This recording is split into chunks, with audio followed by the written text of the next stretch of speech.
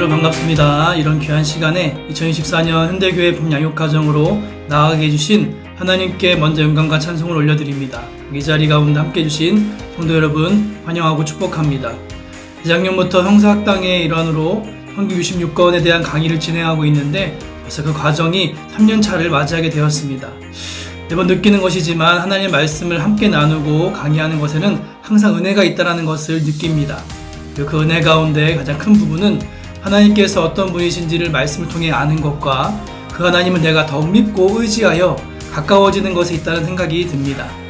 이번 양육가정도 이런 놀라운 은혜의 시간이 되기를 원하고 그렇게 저도 이번 강의를 통하여 하실 주님의 일이 기대가 됩니다.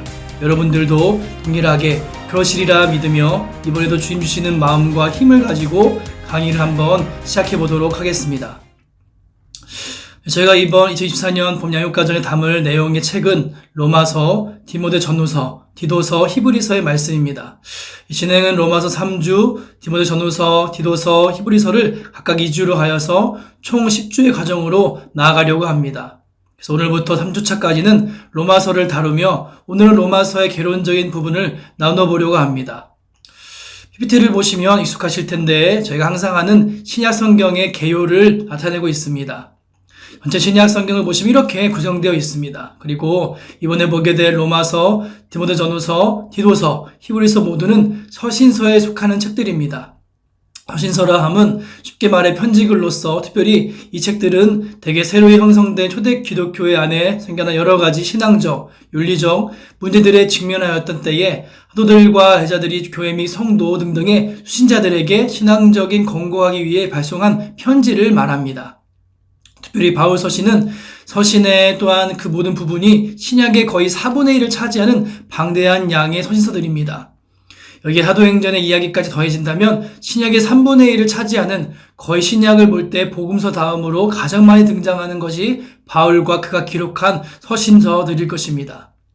특히 바울 서신은 성경의 순서로 볼 때에 연대별이 아닌 분량에 따라서 배치되었는데 성경의 목차를 한번 잘 보시면 신기하게 장수의 많은 고린도전서 후서로부터 시작해서 가장 적은 장수인 빌레몬서로 구성되어져 있습니다.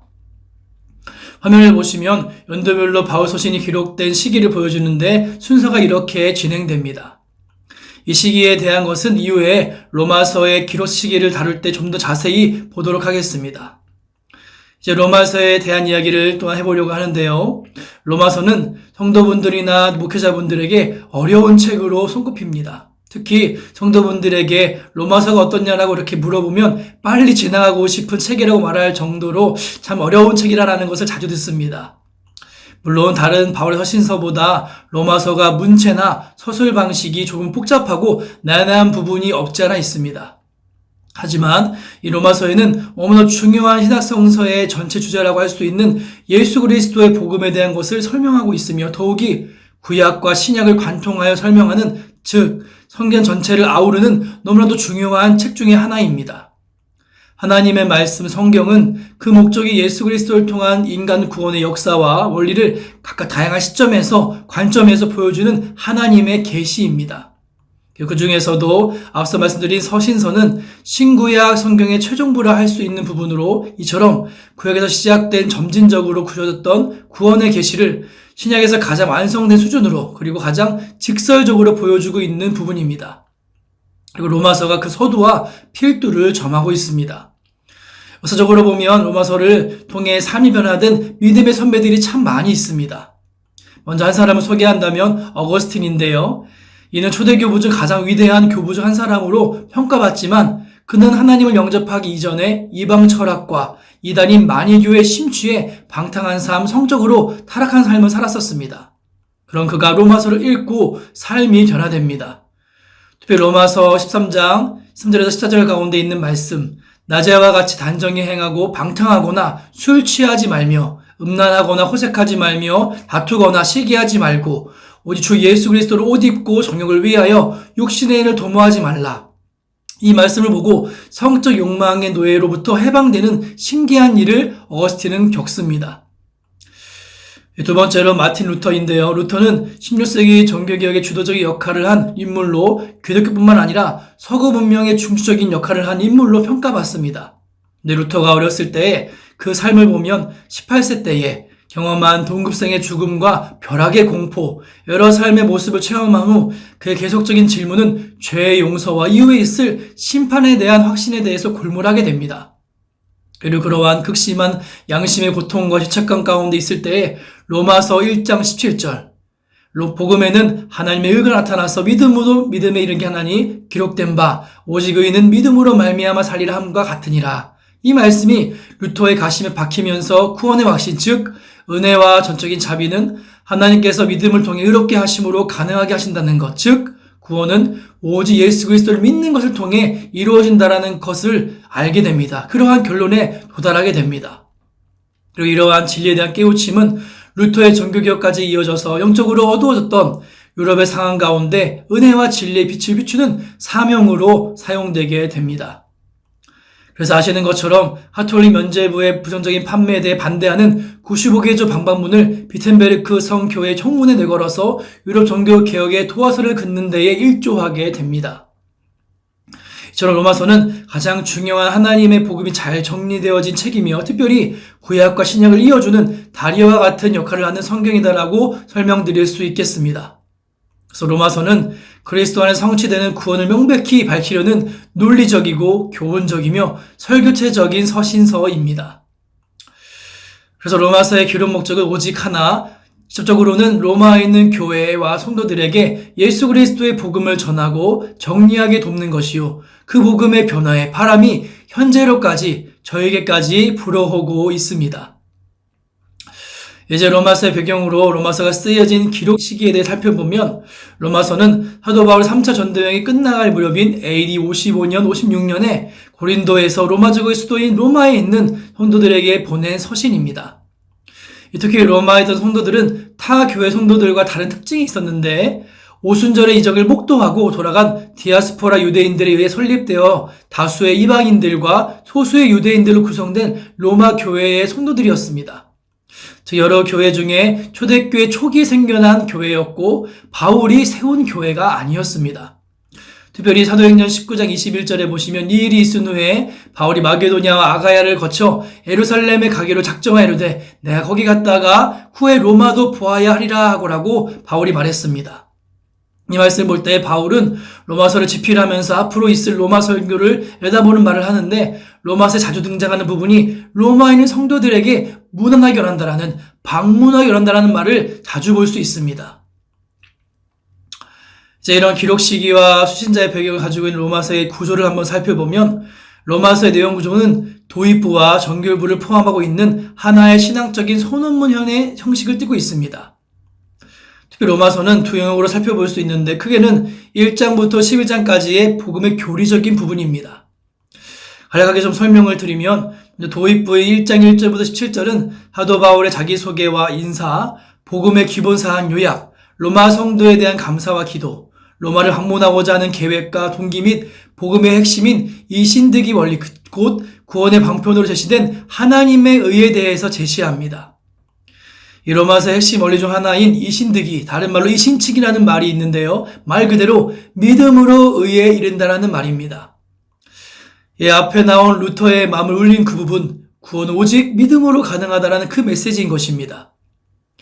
여기서 바울이 제시하는 이신칭의 원리는 사실상 본서 전체를 관통하는 주제라고 볼 수 있으며 바울은 이신칭이라고 하는 일관된 주체와 또한 그 주제와 관련하여서 그 의가 왜 필요하며 어떤 방식으로 인간에게 제시되며 어떤 결과와 효력을 나타내며 역사 속에서 어떻게 제시되었으며 실제 상황 속에서 어떻게 적용되어야 하는 것인지를 차례로 제시하며 로마서를 진행해 나갑니다. 이 신칭의는 다음 강의인 두 번째, 세 번째 시간에 더 자세히 다루도록 하겠습니다. 이렇게 도입부로 시작된 내용은 본론부로 이어지는데 본론부는 세 부분으로 나눌 수 있습니다. 첫 부분인 1장 18절부터 5장까지의 부분을 보시면 먼저 1장 18절에서 3장 20절까지의 그 말씀에서 바울은 이방인이든 유대인이든 모든 인간이 죄 아래 있음을 선언하며 또한 그것을 확실한 방법으로 논증하고 있습니다. 즉 이방인의 양심의 법으로든 유대인의 율법으로든 인간은 행위에 의거해서는 모두가 하나님의 의의 기준에 미달하였다라는 것을 철저하게 논증하고 있으며 따라서 하나님의 진노 아래 처해 있다는 것, 피할 수 없는 결론에 이르게 한 그 바울이 죄 아래 놓인 인간의 상황을 이렇게 논증하는 것은 바로 본서의 기본 주제인 이신칭의와 관련하여서 이신칭의 은혜의 필요성을 독자들로 하여금 로마 교회 성도들로 하여금 절감하게 하기 위함으로 볼 수 있습니다. 이어진 3장 후반부터 5장 마지막까지의 그 부분은 율법의 행위로서는 도무지 하나님에 의해 이를 소망이 없는 인간에게 하나님께서 친히 율법과 상관없는 한 의를 나타내셨다라는 내용을 전개하고 있습니다. 곧 그리스도의 구속사에 기초한 것으로서 그리스도를 믿는 믿음으로 말미암아 값없이 은혜로 주어지는 믿음의 의라고 바울은 말합니다. 다음 두 번째 본론부인 6장부터 8장까지는 이어 하나님의 의가 우리에게 어떤 효력과 결실을 가져다 주는지를 제시하는 내용이 이어집니다.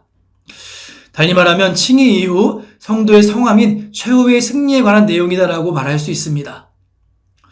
성도에게 있어서 구원은 그리스도인의 새로운 삶의 첫 출발입니다. 이 믿음으로 하나님의 의가 주어졌다는 말은 또한 다른 차원에서 보면 성도가 죄와 율법의 정죄로부터 해방되었다는 것을 말하며 성령의 범 안에서 새로운 삶을 살게 되었다는 것으로 바울은 말합니다. 이로써 비록 성도는 죄와 싸우긴 하지만 성령의 도우심으로 성화의 삶의 방향으로 나아가게 되는 것이며 그리스도 안에 있는 하나님의 사랑으로 인하여 궁극적인 승리를 얻게 되는 것을 이 부분에서 제시하고 있습니다. 이제 이어 세 번째 본론부인 9장부터 11장까지는 이신칭의 원리에 근거한 과거의 구속사 전개 과정을 다룹니다. 표면적으로만 보면 이 부분은 갑자기 이스라엘의 역사를 다루는 듯한 인상을 주지만 이 같은 서술의 이유는 하나님의 구속사가 이신칭의 원리에 근거하여서 전개되어 왔고 또 진행되고 있음을 보여주는 것이라고 이해할 수 있습니다.